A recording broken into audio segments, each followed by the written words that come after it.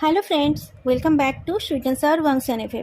आज मैं फिर हाजिर हो गई हूँ मोदा जोशी नॉवेल एक्सप्लेनेशन का एक और पार्ट लेकर। ये है इस नॉवेल एक्सप्लेनेशन का 11th पार्ट। नॉवेल का ओरिजिनल ऑथर है MXTX और इसे इंग्लिश में ट्रांसलेट किया है एक्साइल रेबल्स ने। इंग्लिश ट्रांसलेशन का लिंक और बाकी की डिटेल्स डिस्क्रिप्शन बॉक्स में है। जिंगी ने बाहर देखकर कहा कि बाहर कई सारे वॉकिंग कॉर्प्सेस आ रहे हैं। अगर वो दोनों पुतले उन्हें रोक नहीं पाए तो वो इस शॉप के अंदर आ जाएंगे। फिर या तो सब लोग कॉर्प्सेस पाउडर से मर जाएंगे, नहीं तो वो सारे कॉर्प्स सबको फाड़ कर खा जाएंगे। सियाओ सिंह जंग अपना सोड लेकर बाहर जाने लगा, पर उसका चेहरा पर्पल हो गया और वो ज़मीन पर गिर गया।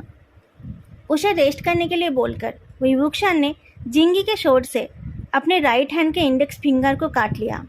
सबको लगा कि वो फिर से पुतलों पर आइस ड्रॉ करेगा। उसके लिए उसे बहुत सारे खून की ज़रूरत पड़ेगी।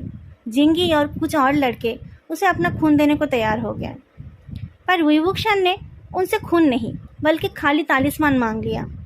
उन लड़कों के पास खाली तालिस्मान नहीं थे तो विवुक्शन ने कहा कि पहले से लिखा हुआ तालिस्मान भी चलेगा। सीजू ने अपने चियानकुन पाउच से एक बंडल येलो तालिस्मान निकाल लिया, पर विवुक्षा को बस एक ही चाहिए थी। उसमें क्या लिखा है उसे देखकर विवुक्षा ने अपनी 2 उंगलियों को साथ जोड़कर उस पर कुछ और लिख दिया।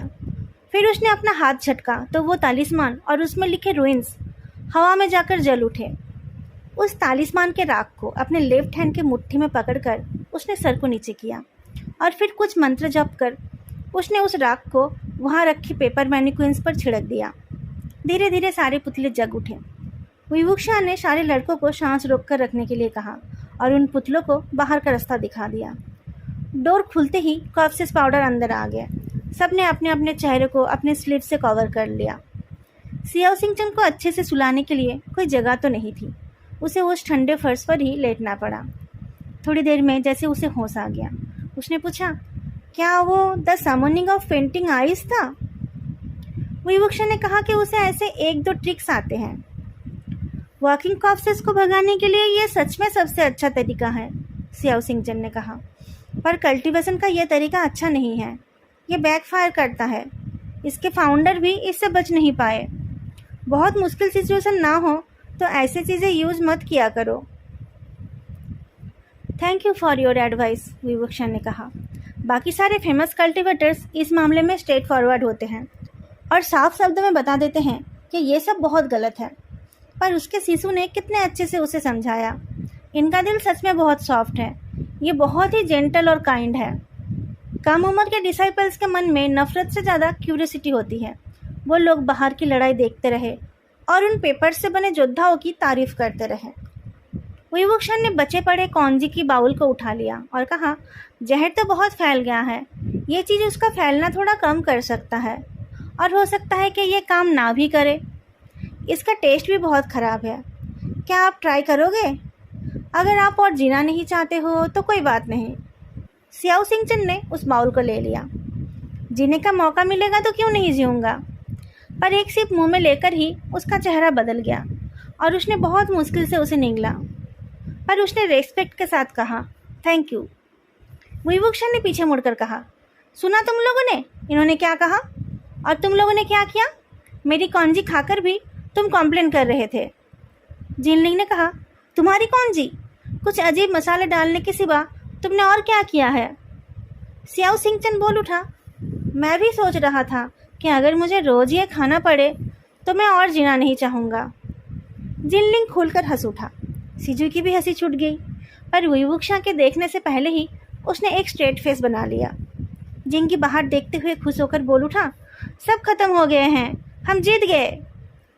सियाओ सिंह अपनी कटोरी रखने गया तो विवुक्षा ने उसे पूरा ख़त्म करने के लिए कहा।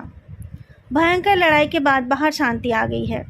फॉग के साथ मिले हुए पर्पल रेड कलर के कॉर्प्सेस पाउडर अब धीरे धीरे नीचे सेटल हो रहे हैं। पेपर के पुतले रास्ते को अच्छे से चेक कर रहे हैं और रास्ते पर कॉर्प्सेस के टुकड़े पड़े हुए हैं। अभी और कोई नया कॉर्प्स नहीं आया, पर विवुक्षा के रिलैक्स्ड होने से पहले ही उसे रूफ के ऊपर से किसी की चलने की आवाज़ सुनाई दी। वो बहुत तेज़ी से तो चल रहा है, पर उसके पैर इतना लाइट है कि सबको वो आवाज़ सुनाई नहीं दी। सियाओ सिंह को भी वो आवाज़ सुनाई दी। उसने कहा, ऊपर से। वुईवुक्शा चिल्ला उठा, साइड हो जाओ। जैसे ही उसने वो कहा, रूप में एक बड़ा सा होल बन गया। अच्छा हुआ कि लड़के साइड हो गए थे।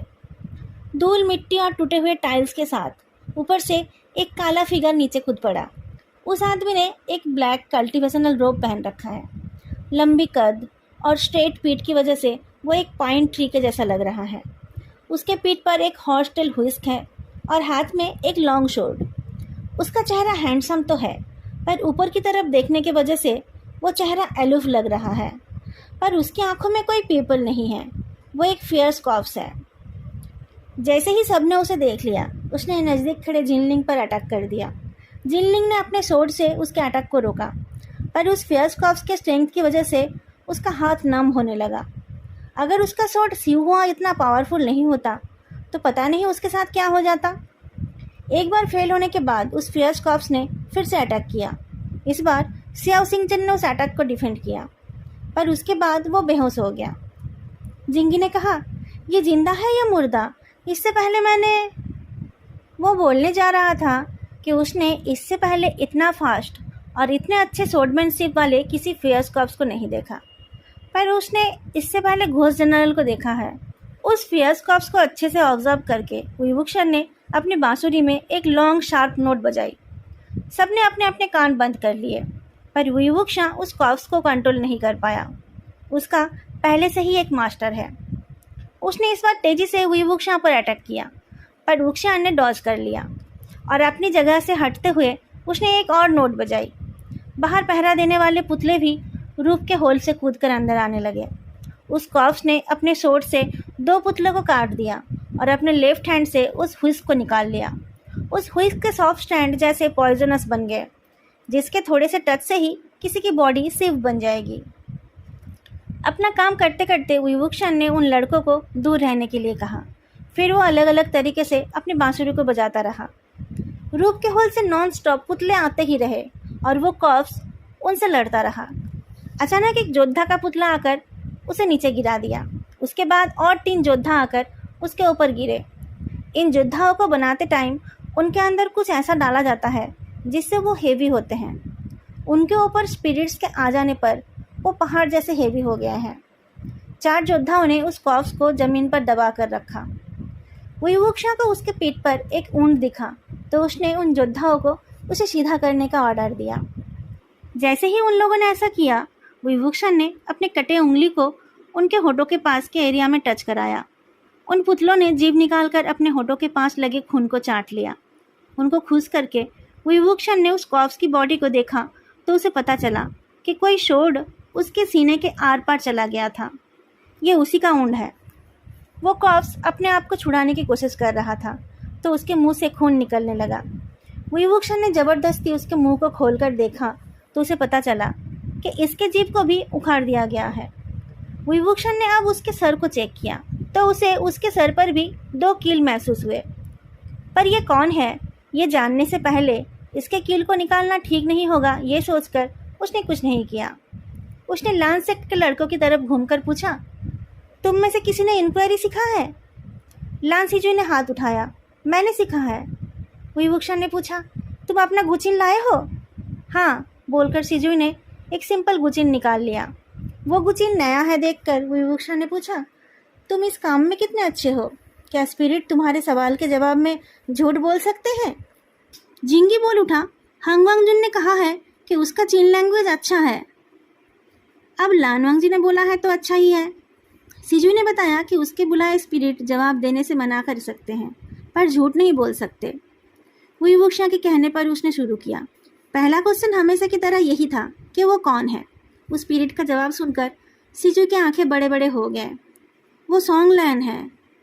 सियाओ सिंगचन का सबसे करीबी दोस्त सोंगलैन? अच्छा है कि सियाओ सिंगचन अभी बेहोश पड़ा है।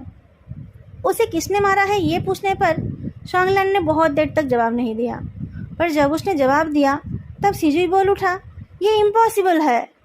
क्या कहा उसने? वुईवुक्शा ने पूछा। उसने कहा सियाओ सिंगचन, सिजुई ने जवाब दिया। जिंगलिन ने कहा, तुमने गलती की है ना? पर सिजुई कॉन्फिडेंट था। ये दोनों बिल्कुल बेसिक सवाल है और सियाओ सिंगचन नाम में यूज़ होने वाले 3 कैरेक्टर्स इतने अनकॉमन है कि किसी और कैरेक्टर्स के साथ वो मिक्स नहीं हो सकते। विभूषण ने कहा, अब पूछो कि उसे कौन कंट्रोल कर रहा है। सीजू ने अपनी सांसें रोक ली। थोड़ी देर में उसने कहा, तुम्हारे पीछे जो है। सब लोगों ने पीछे मुड़कर देखा। थोड़ी देर पहले जो सियाओ सिंह-चेन बेहोश पड़ा था वो अब बैठा हुआ है। उसका राइट हैंड उसके चीन के नीचे है। उसने मुस्कुराकर अपना लेफ्ट हैंड उठाया और एक चुटकी बजाई। उस आवाज़ को सुनते ही सॉन्गलैंड ने चारों योद्धाओं को फेंक दिया और कूदकर खड़ा हो गया। एक हाथ में स्वॉर्ड और एक हाथ में व्हिस्क लेकर उसने उन पेपर के पुतलों के टुकड़े टुकड़े कर दिए। उसके बाद उसने अपने स्वॉर्ड को विभूषण के गले में लगा दिया और अपने व्हिस्क को उन लड़कों की तरफ पॉइंट किया। जिनलिंग को अपने स्वॉर्ड को पकड़ते देख विभूषण ने कहा, हिलना मत, तुम लोग सब साथ मिलकर भी इस सॉन्गलैंड के स्वॉर्ड का मुकाबला नहीं कर पाओगे। सियाओ सिंह-चेन ने कहा, बड़े बात करने वाले हैं, बच्चे बाहर वेट कर सकते हैं। सॉन्गलैंड को इशारा करते ही वो बच्चों को बाहर ले जाने लगा। विभूषण ने कहा, अभी तुम लोग बाहर जाओ, यहाँ तुम कुछ नहीं कर पाओगे। वो पाउडर अब नीचे गिर गया होगा, आराम से रहना, उनको फिर से उड़ा मत देना। बाहर निकलने से पहले सीजू ने उसकी तरफ देखा तो विभूषण ने उसे बाकियों को गाइड करने के लिए कहा और डरने के लिए मना किया। मैं डर नहीं रहा हूँ, सीजू ने कहा। सीनियर, आप हांग वांग जून के जैसे हो। वो कैसे? विभूषण ने हैरान होकर पूछा। हम दोनों तो आग और बर्फ जैसे हैं। सीजू मुस्कुराकर बाहर चला गया। पता नहीं क्यों, पर उसे ये दोनों एक जैसे लगे। इन दोनों में से कोई भी साथ रहता है तो किसी बात की चिंता नहीं होती है। सियाओ सिंह-चेन एक एलिक्सिर निकाल कर पीने लगा और कहा, कितनी इमोशनल बात है। उसके चेहरे का पर्पल रेड कलर तुरंत गायब हो गया देखकर विभूषण ने कहा, कॉक्सेस पॉइजनिंग की मेडिसिन? हाँ, सियाओ सिंह-चेन ने कहा, यह आपके उस कॉन्जी से बहुत ज़्यादा इफ़ेक्टिव है और ये मीठी भी है। तुम्हारा परफॉर्मेंस बहुत बढ़िया था, विभूषण ने कहा। क्या इतना सब कुछ हम सबके एंटरटेनमेंट के लिए था? सबके लिए नहीं, सियाओ सिंह-चेन ने अपनी उंगली हिलाते हुए कहा, बस आपके लिए। मैं कब से आपसे मिलना चाहता था। ईलिंग पैट्रियार्क, अब तो आपके बारे में जो कहानियाँ सुनने को मिलती है उससे भी ज़्यादा इंटरेस्टिंग हो। विभूषण ने कुछ रिएक्ट नहीं किया तो उसने कहा, मुझे लगता है कि आपने अभी तक किसी को बताया नहीं कि आप कौन हो, इसलिए मैंने उन सबको बाहर भेज दिया ताकि मैं आपसे आराम से बात कर पाऊँ। मैं कितना थॉटफुल हूँ ना? विभूषण ने पूछा, ईसीटी के सारे कॉर्प्सेस तुम्हारे कंट्रोल में है? सियाओ सिंह-चेन ने कहा, ऑफ कोर्स। आप लोग आए और आपकी हुइसल शुरू हो गई। शुरू में मुझे आप अजीब लगे, पर फिर मैंने सोचा कि मैं खुद जाकर देखूं। समोनिक ऑफ पेंटेड आइज के जैसे लो लेवल मैजिक में इतना पावर तो फाउंडर ही डाल सकते हैं। तो बच्चों को हॉस्टेज बनाकर तुम मुझसे क्या चाहते हो? विभूषण ने पूछा। सियाओ सिंह-चेन हंस उठा। सीनियर, मैं आपसे एक फेवर चाहता हूँ, बस एक छोटा सा। उसकी माँ का सीडी उसे सीनियर बोल रहा है, ये कितना अजीब है। विभूषण मन में हंसी रहा था कि सियाओ सिंह-चेन ने एक स्पिरिट ट्रैपिंग पाउच निकालकर टेबल पर रखा। प्लीज़। विभूषण उस पाउच के ऊपर हाथ रखकर चेक करने लगा। किसका सोल है ये? इसका तो बहुत बुरा हाल है, इसको किसी भी ग्लू से चिपकाया नहीं जाएगा। ये इतना इजी होता तो मैं आपसे मदद क्यों मांगता? सियाओ सिंह-चेन ने कहा। तुम चाहते हो कि मैं इसे फिक्स करूं? विभूषण ने अपना हाथ हटा लिया। पर इसमें ठीक करने जैसा कुछ बचा ही नहीं है। इस इंसान के जीते जी शायद इसके साथ बहुत टॉर्चर किया गया है। बहुत तकलीफ से गुजरकर इसने सुसाइड की होगी, इसलिए यह और वापस नहीं आना चाहता है। और वो नहीं चाहता है तो उसे बचाया भी नहीं जा सकता। और इसे ज़बरदस्ती चिपका कर रखा गया है ना। पाउच से निकालते ही ये बिखर जाएगा, ये तुम मुझसे ज़्यादा अच्छे से जानते हो। सियाओ सिंह-चेन ने कहा, मैं ना तो ये समझता हूँ और ना समझना चाहता हूँ। आपको मेरे लिए ये करना ही पड़ेगा। ये मत भूलना कि आपके बच्चे आप ही का इंतज़ार कर रहे हैं। उसकी बातें बहुत ही स्वीट थी, पर उसमें जैसे कुछ जहर सा भी था। अभी तो इतने प्यार से सीनियर बुला रहा है, किसी भी पल शायद वो खून भी कर सकता है। विभूषण ने हंस दिया। मैं भी तुमसे मिलना चाहता था सुएयांग, पर तुम ऐसे कल्टीवेटर बनने का ढोंग क्यों कर रहे हो? सियाओ सिंह-चेन एक पल के लिए रुक गया, फिर उसने अपने आंखों से बैंडेज खोल दिया। आपको पता चल गया। उसकी आंखें बिल्कुल ठीक है, उसका चेहरा भी हैंडसम है। मुस्कुराने पर उसके कैनाइन टीथ दिखते हैं, जिससे उसका चेहरा इतना क्यूट हो जाता है कि वो बहुत चाइल्डिश लगता है और उससे उसकी आंखों की क्रूएल्टी छुप जाती है। विवुक्षा ने कहा, तुमने भार्चुआ सियाओ चिंगचन बनने का अच्छा एक्टिंग किया था। अगर मैं ये नोटिस नहीं करता कि तुम्हें ज़रूरत से ज़्यादा चीज़ें पता है, तो मैं भी ये मान लेता कि तुम वही हो। इंक्वायरी के टाइम सॉन्गलैंड ने बताया था कि उसको सियाओ चिंगचन ने मारा है, पर उसे कौन कंट्रोल कर रहा है पूछने पर उसने कहा कि जो तुम्हारे पीछे है। अगर ये दोनों सेम लोग होते तो सॉन्गलैंड ऐसे क्यों बोलता? वो उनको बताना चाहता था कि उनके पीछे पड़ा हुआ इंसान कितना डेंजरस है। अगर वो अपने खूनी का नाम ज़ुएयांग बोल देता तो किसी को समझ नहीं आता कि वो कौन है। ज़ुएयांग ने कहा, उसकी रेपुटेशन मुझसे अच्छी है। लोगों का भरोसा जीतने का ये अच्छा तरीका है। तुम्हारी एक्टिंग एक्सलेंट थी, विवुक्षा ने कहा। ज़ुएयांग ने मुस्कुराकर कहा, अब आप मेरी ज़्यादा ही तारीफ कर रहे हो। मेरे एक बहुत फेमस दोस्त है, उनकी एक्टिंग सच में एक्सेलेंट है। मैं उनके जैसा नहीं बन पाऊंगा। सीनियर वही, आपको मेरा काम करना ही पड़ेगा। विवुक्षा ने कहा, तुमने ही तो सॉन्गलैंड और वेननिंग के सर पर कील मारकर उन पर कंट्रोल किया है। तुमने स्टीजियन टाइगर सील को भी रेस्टोर कर लिया है, तो एक सोल को रेस्टोर करने में तुम्हें मेरी मदद क्यों चाहिए? ज़ुएयांग ने कहा, वो अलग बात है। आप फाउंडर हो, आप मुझसे कई गुना अच्छे हो। आपने सील को नहीं बनाया होता तो मैं उसे रिस्टोर नहीं कर पाता। मैं ऐसे ही कुछ भी नहीं बोल देता। अगर मैं बोलता हूँ कि मैं किसी क्लैन को ख़त्म कर दूंगा तो मैं उस क्लैन के एक कुत्ते को भी नहीं छोड़ता हूँ। जैसे कि ज़ुएयांग चैंग क्लैन? विवुक्षा ने पूछा। ज़ुएयांग के जवाब देने से पहले एक ब्लैक शैडो अंदर आ गया। अपने स्पिरिट टैपिंग पाउच को उठाकर ज़ुएयांग ने टेबल के ऊपर टैप किया। सॉन्गलैंड हवा में फ्लिप करके टेबल के ऊपर खड़ा हो गया। उसने डोर की तरफ देखा और उसके गाल से काले खून की लाइंस ऊपर चढ़ने लगे। हाथ पैरों में बंधे चेन्स को लेकर वेननिंग दरवाजे से अंदर आ गया। विवुक्षा ने जब बांसुरी बजाना शुरू किया था तभी उसने वेननिंग को समन कर दिया था। उसने कहा, बाहर जाकर लड़ो, उसे बहुत ज़्यादा मत मार देना। बाहर के जिंदा लोगों का ध्यान रखना, कोई और कॉर्प्सेस उनके पास ना जा पाए। वेननिंग ने अपना लेफ्ट हैंड हिलाया तो एक चेन झटक कर आया। सॉन्गलैंड ने अपनी हुइस्क से डिफेंड किया तो वो हुइस्क और वो चेन आपस में फंस गए। वेननिंग अपने चेन को खींचते हुए बाहर गया तो सॉन्गलैंड भी उसके साथ गया। सारे लड़के एक और दुकान में छुप गए थे। वहीं से वो लोग दोनों की इंटेंस लड़ाई देखने लगे। एक हॉस्टल हुइस्क, एक शोर्ड और कुछ आयरन चेन्स। ऐसा खतरनाक लड़ाई बस दो फियर्स कॉर्प्सेस ही लड़ सकते हैं। ज़ुएयांग ने पूछा, गेस करो कौन जीतने वाला है? गेस करने की ज़रूरत नहीं है, विवुक्षा ने कहा।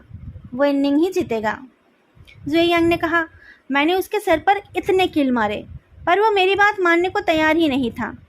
जो चीज़ें ज़्यादा लॉयल होती हैं वो बहुत ट्रैवलसम होती है। विवुक्षा ने कहा, वेननिंग कोई चीज़ नहीं है। आपको नहीं लगता कि आपकी इस बात का कोई और मतलब भी निकाला जा सकता है?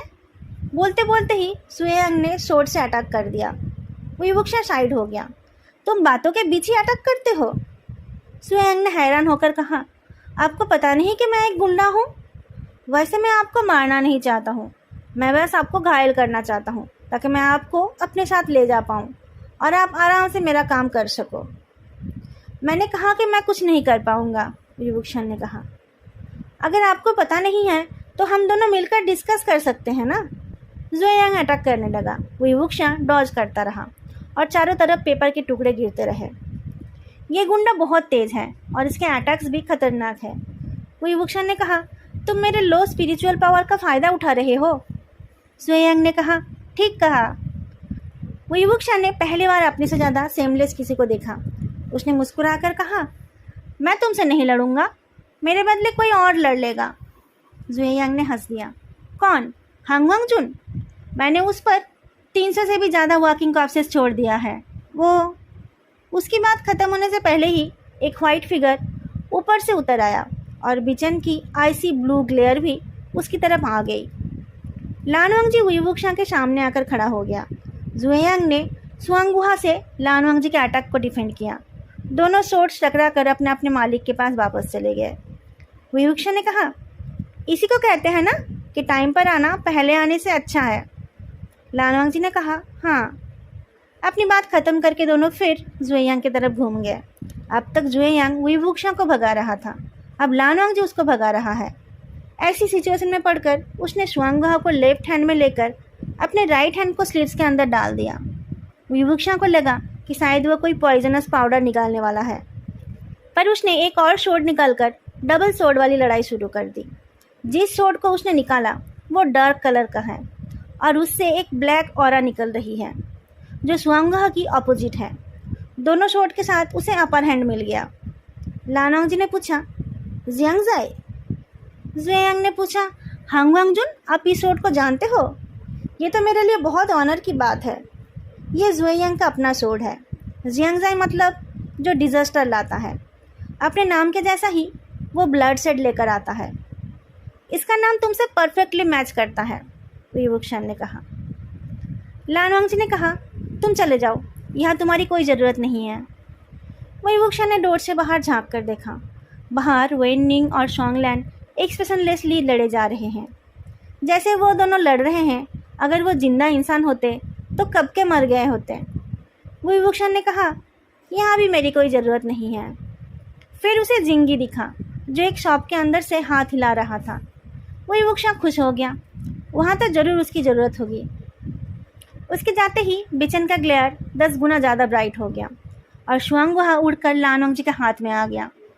जुएयांग ने डायरेक्टली लानवांग जी के लेफ्ट हैंड पर अटैक कर दिया। लानवांग जी ने उसे डॉज कर दिया तो जुएयांग की आंखें खतरनाक हो गए। मुझे वो शॉट वापस करो, लानवांग जी ने जवाब दिया। तुम इसके लायक नहीं हो। जुएयांग हंस उठा। सब लोग ठीक हो? वुई वुक्शा ने बच्चों के पास जाकर पूछा। सब ठीक थे। उन लोगों ने कहा कि बाहर उन लोगों ने सांस रोक रखी थी। अच्छी बात है, वुई वुक्शा ने कहा। जो मेरी बात नहीं मानेगा उसे मैं फिर से कौनजी खिला दूंगा। जिन लड़कों ने कौनजी खाई थी वो लोग उल्टी करने की एक्टिंग करने लगे। तभी दूर से पैरों की आवाज़ आने लगी। लानवांग जी को भी वो सुनाई दी। उसने अपने गुचिन वांग जी को निकाल लिया और टेबल के ऊपर रख लिया। बिचन को लेफ्ट हैंड में लेकर वो जुएयांग से लड़ता रहा और साथ ही उसने अपने राइट हैंड से वांग जी के स्टिंग्स पर स्ट्राम किया। गुचिन की वो आवाज़ एकदम क्लियरली रोड के एंड तक पहुंच गई, जहां से कॉर्प्सेस के हेड्स के फूटने की आवाज़ आई। लानवांग जी एक हाथ से तलवार चलाता रहा और दूसरे हाथ से गुचिन बजाता रहा। उसने एक बार ऐसे ही रास्ते की तरफ देखा।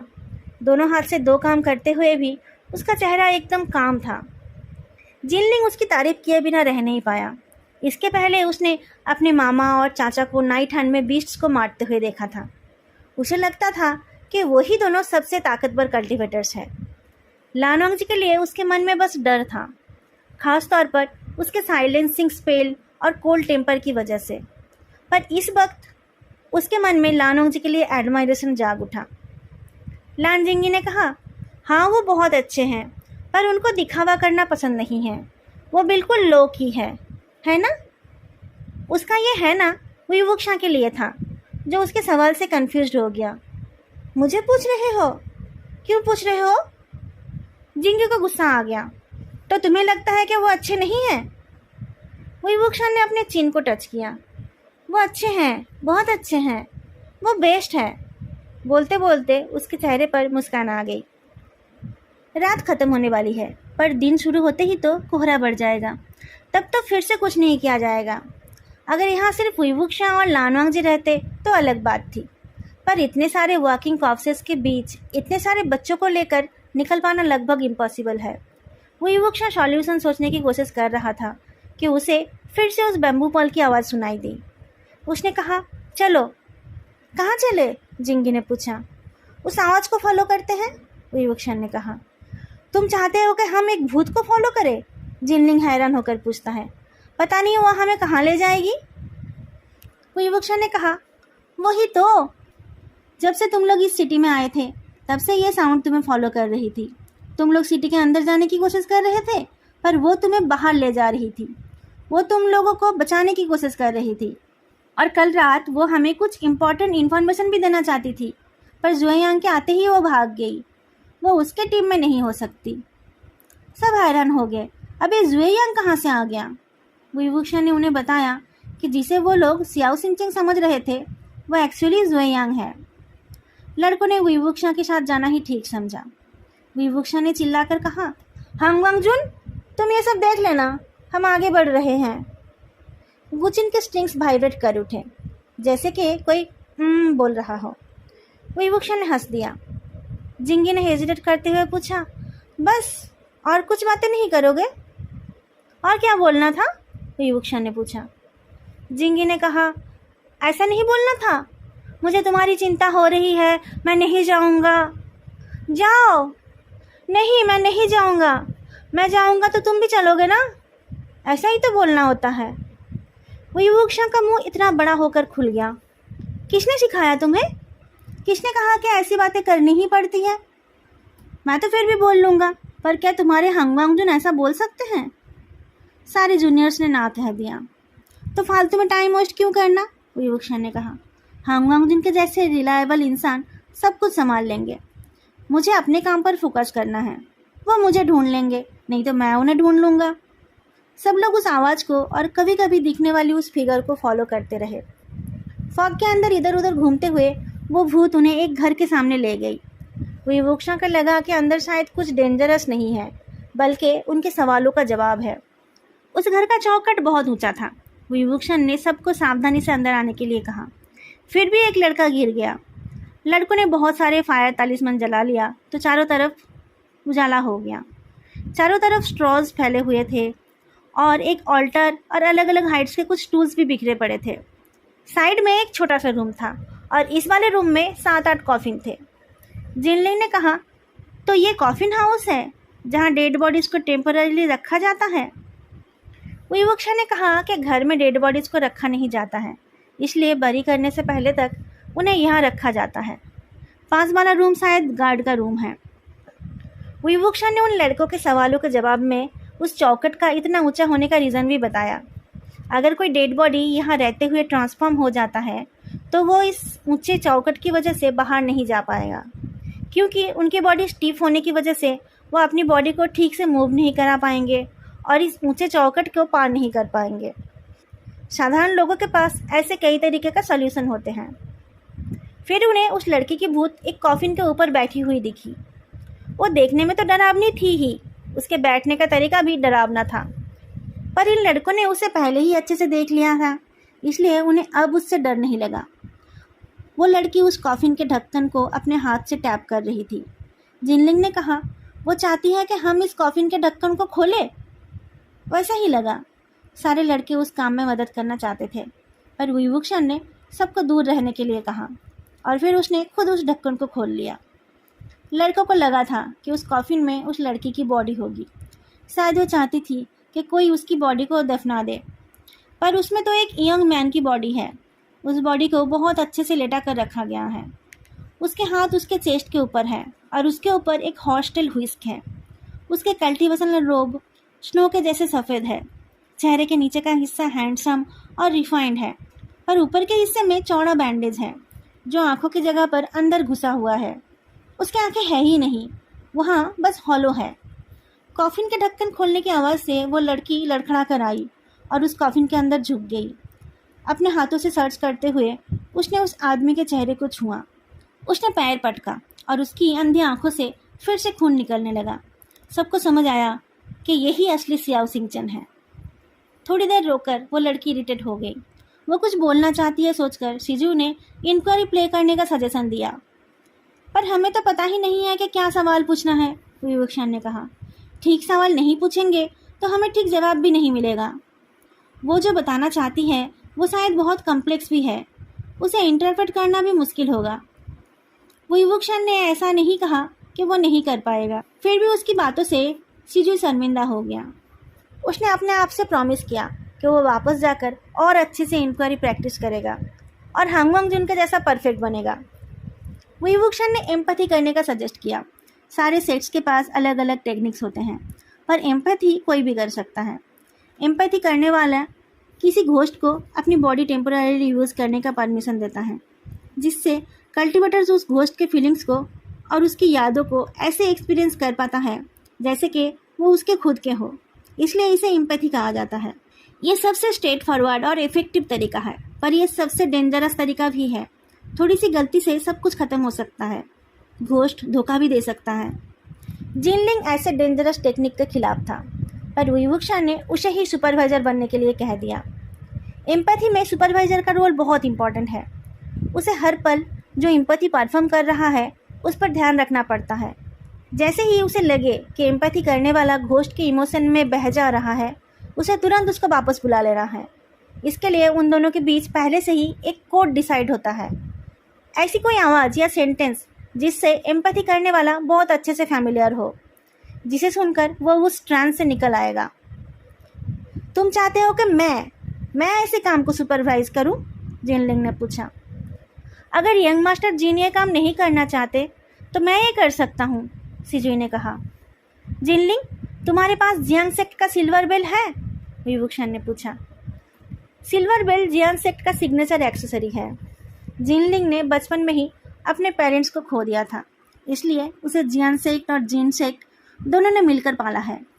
वो आधा टाइम जियांग सेक्ट में और आधा टाइम जीन सेक्ट में रहता है, इसलिए उसके पास दोनों सेक्ट के बिलोंगिंग्स होना पॉसिबल है, जैसे कि विवुक्षा ने सोचा था। जिनलिंग ने एक कॉम्प्लिकेटेड एक्सप्रेशन के साथ एक सिंपल सिल्वर बेल निकाल लिया। उस बेल के ऊपर एक 9 पेटल वाला लोटस का इम्प्रिंट है। विवुक्षा को उसकी तरफ अजीब तरीके से देखते हुए जिनलिंग ने पूछा, क्या हुआ? कुछ नहीं, कहते हुए विवुक्षा ने उस बेल को सिजुई की तरफ दिया। जियांग सेक्ट का सिल्वर बेल माइंड को काम और फोकस को स्टेडी कर सकता है। इसी को कोड के तौर पर यूज़ करना। जिनलिंग ने उस बेल को वापस ले लिया। मैं ही करूँगा। अभी तुम्हें नहीं करना था और अभी तुम्हें करना है। क्या है ये? जिंगी ने कहा। क्या तुम कोई यंग मिस्ट्रेस हो? विवुक्षा ने उस भूत को कहा, आ जाओ। वो भूत अपना चेहरा पोंछते हुए विवुक्षा के अंदर चली गई। विवुक्षा उस कॉफिन पर ठेस लगाकर नीचे स्लाइड हो गया। लड़कों ने उसके बैठने के लिए स्ट्रॉज का पिलो बना दिया। जिनलिंग अपने हाथ में उस बेल को टाइटली पकड़कर खड़ा रहा। उसका एक्सप्रेशन बहुत अजीब था। एम्पैथी शुरू करने के बाद विवुक्षा को याद आया कि वो लड़की अंधी थी। उसे कुछ नहीं दिखता था तो इसे भी कुछ नहीं दिखेगा। सिर्फ सुनकर ही काम चलाना पड़ेगा। उसकी बॉडी जैसे एक जगह पर सॉफ्ट लैंड हुई। उस लड़की ने आंखें खोला तो विवुक्षा की आंखें भी खुल गई, पर उसके आंखों के सामने अंधेरा नहीं है, बल्कि एक ब्राइटली कलर्ड फील्ड है। तो उस टाइम ये लड़की देख सकती थी। एम्पैथी में विवुक्षा को उसके मेमोरी को वो पार्ट्स दिखेंगे जिसमें उसके इमोशन सबसे ज़्यादा स्ट्रॉन्ग थे और जो वो एम्पैथी करने वालों को दिखाना चाहती है। विवुक्षा अब ना तो सिर्फ वो सब देखेगा, बल्कि उसके साथ साथ वो सब इमोशंस फील भी करेगा। वो लड़की पानी के सामने बैठकर अपने आप को ठीक ठाक कर रही है। पैर से ताल बजाते हुए वो लड़की गुनगुना रही है और अपने बाल ठीक कर रही है। विवुक्षा ने अपने बालों के अंदर एक हेयर पिन को फील किया। फिर उस लड़की ने नीचे देखा। विवुक्षा की नज़रें भी नीचे हुई।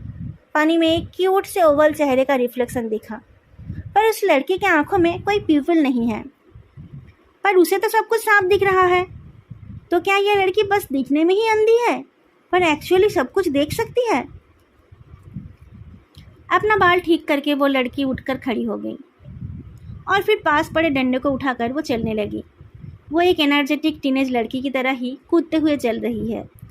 अपने हाथ के डंडे से वो आसपास के पेड़ों पर और झाड़ियों पर मार रही है और मज़े से चल रही है। अचानक दूर से लोगों की आने की आवाज़ सुनकर उसने अपने चलने का स्टाइल बदल लिया। अब वो बिल्कुल एक अंधे की तरह चलने लगी। उसे अपने डंडे को ठोकते हुए आते देख गांव की औरतों ने उसके लिए रास्ता छोड़ दिया। उसने भी पोलाइटली थैंक यू कहा। एक लेडी को उसको देखकर दया आई। उसने उसे एक स्टीम बन ऑफ़र किया। उस लड़की ने बहुत पोलाइटली उस बान को लिया और कहा, आचिंग बहुत थैंकफुल है। तो इस लड़की का नाम आचिंग है। उसने जल्दी से उस बन को खा लिया और उन लेडीज़ के चले जाते ही वो फिर से कूदने लगी। उसकी बॉडी के साथ कूदते हुए विवुक्षा का सर चकराने लगा। उसे समझ आया कि अपनी आंखों का फ़ायदा उठाकर ये लड़की अंधी होने का नाटक करती है, जिससे लोगों को उससे सिंपैथी होने लगती है। उसे अंधी देखकर दूसरों को भी उससे खतरा महसूस नहीं होता है, जिससे आचिंग के लिए भी अपने आप को प्रोटेक्ट करना आसान होता है। पर आचिंग का सोल तो ब्लाइंड है। वो कैसे अंधी हुई? क्या उसने ऐसा कुछ देख लिया था जो उसे देखना नहीं चाहिए था? कभी कूदते हुए और कभी अंधी होने का एक्टिंग करते हुए आचिंग एक मार्केट पर आ पहुंची। फिर उसने अपने एक्टिंग स्किल का पूरा प्रदर्शन शुरू कर दिया और फिर नाटक करते हुए वो एक महंगे दिखने वाले कपड़े पहने हुए मिडिल एज्ड आदमी से जाकर टकराई। फिर जैसे कि वो बहुत डर गई है ऐसा दिखाते हुए उसने कहा, आई एम सॉरी, मैं देख नहीं सकती। वो आदमी गुस्सा होकर कुछ बोलने जा रहा था, पर जैसे ही उसने देखा कि जो उससे टकराया है वो ना तो अंधी है बल्कि एक अच्छी दिखने वाली यंग लड़की है, उसने उसे थप्पड़ नहीं मारा। उसने बस डांटते हुए कहा, ध्यान से चला करो। आचिंग माफ़ी मांगते हुए जाने लगी तो उस आदमी ने अपने राइट हैंड से आचिंग के बाट को स्विच कर लिया। युवक्षा को भी वो फील करना पड़ा। उसकी पूरी बॉडी में जैसे गुज़बम्स आ गए। उसका मन हो रहा था कि वो उस आदमी को ज़मीन पर पटक दे। आचिंग ने ऐसा एक्ट किया जैसे कि वो बहुत डर गई है, पर फिर वो एक खाली गली में चली गई और थूकने लगी। फिर वो एक मनी पाउच निकल कर पैसे गिनने लगी और फिर से थूकते हुए कहा, घटिया आदमी, सारे एक जैसे हैं, कपड़े ऐसे पहनते हैं पर जेब में कोई पैसे नहीं है। आचिंग गाली देने लगी और विवक्षा ने हंसते हुए सोचा कि उसे लूटकर आचिंग गाली नहीं देती क्योंकि उसके पास पहले पैसे हुआ करते थे। आचिंग ने तब तक अपना नेक्स्ट टारगेट चुन लिया था। एक व्हाइट रोब पहने हुए कल्टीवेटर को धक्का देकर वो फिर से सॉरी बोलने लगी। धक्का खाकर वो कल्टीवेटर पीछे मुड़ा। आचिंग को खड़े होने में मदद करते हुए उसने पूछा, कोई बात नहीं लड़की, क्या तुम्हें भी दिखाई नहीं देती? वो एक गुड लुकिंग यंग कल्टीवेटर है। उसके कपड़े सिंपल है पर साफ है। उसकी पीठ पर कपड़े से ढका हुआ एक सोड है और उसके चेहरे के ऊपर का हिस्सा बैंडेज से कवर्ड है और उस बैंडेज से हल्का हल्का खून निकल रहा है। आज का पार्ट यहीं पर ख़त्म होता है। इसके बाद के 4 चैप्टर्स में बहुत कुछ होने वाला है। ड्रामा में जितना दिखाया गया है उससे शायद इसमें कुछ ज़्यादा ही है। मेरा ना इस वक्त सियाओ सिंचेंग, सॉन्गलैन और आचिंग के लाइफ के उन पेनफुल मोमेंट्स को फिर से एक्सपीरियंस करने का मन नहीं हो रहा है। इसलिए उस पार्ट को एक्सप्लेन करने से पहले मैं एक छोटा सा ब्रेक लेना चाहती हूँ। इस बीच मैं एक फ़ैन फिक्शन सुनाऊँगी जिसमें हैप्पी एंडिंग है, पर ये लव बियॉन्ड डेथ टॉपिक पर नहीं है। मैंने कहा था कि मैं उस टॉपिक पर एक और फ़ैन फिक्शन लिखूँगी, पर मैं अभी तक लिख नहीं पाई। पर मैं इस स्टोरी को ज़रूर सुनाऊँगी। पहले एक और एफिप सुना देती हूँ। इस एपिक के बाद मैं इस नॉवेल का नेक्स्ट पार्ट सुनाऊंगी जहां सियाओ सिंचेंग, सॉन्गलैन, आचिंग और जुएयंग की कहानी होगी। इस नॉवेल एक्सप्लेनेशन के बारे में आप लोग अपना अपना ओपिनियन ज़रूर बताना। फिर मिलेंगे अगले वीडियो में। तब तक के लिए बाय।